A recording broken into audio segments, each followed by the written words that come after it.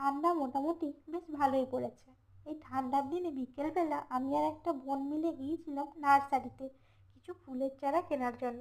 নার্সারিতে এসে এত রকমের ফুলের চারা দেখে মনে হচ্ছে সবই কিনে নিয়ে চলে আসি, কিন্তু সেরকম টাকা নিয়ে যাওয়া হয়নি বলে পছন্দ মতো জিনিস কেনা হলো না। তো তারপরের দিন সকাল সকাল ঘুম থেকে উঠে আমি চললাম কাটোয়া। আমার একটা পার্সেল ডেলিভারি করার ছিল আমার প্রিয় মানুষটার কাছে। তো পার্সেলটা যতক্ষণ না পর্যন্ত ওর কাছে পৌঁছাচ্ছে আমি ভিডিওটা শেয়ার করতে পারছিলাম না, কারণ এটা ছিল একটা সারপ্রাইজ পার্সেল।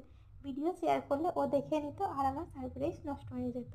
তো বিকালবেলা আবার গিয়েছিলাম নার্সারিতে, কারণ টাকার অভাবে যে ফুলের চারাগুলো আগের দিন কেনা হয়নি সেগুলো আজকে গিয়ে কিনে আনলাম।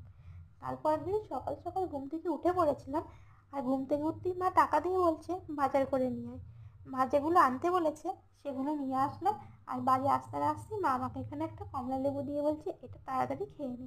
শীতের দিনে কমলা লেবু খেতে না খুব ভালো লাগে। আর কমলা লেবু খাওয়ার পরে এখানে মা একটা মিষ্টি বানিয়েছিল।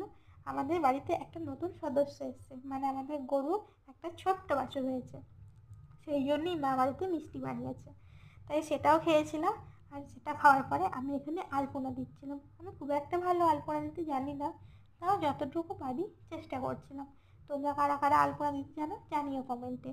তো তারপরের দিন সকাল সকাল ঘুম থেকে উঠে ফুল তুলে এনেছিলাম, কারণ আসছিল লক্ষ্মী পুজো। তো এখানে পুজো হচ্ছিল। তো পুজোর শেষে প্রসাদ খেয়ে সন্ধেবেলায় এখানে আমরা পোষা গুলতে এসেছিলাম। আমরা এভাবেই সন্ধেবেলায় পোষা গুলি। বাড়ির বউরাই মূলত এই কাজটা করে থাকে, তাই আমিও করছিলাম। এখানে মাছ উঠোনে ঠিক এরকমভাবেই পোষা গুলতে হয়। তো তারপরের দিন গিয়েছিলাম একটু খিচুড়ি খেতে, আর আজকে ছিল পৌষ পার্বণ।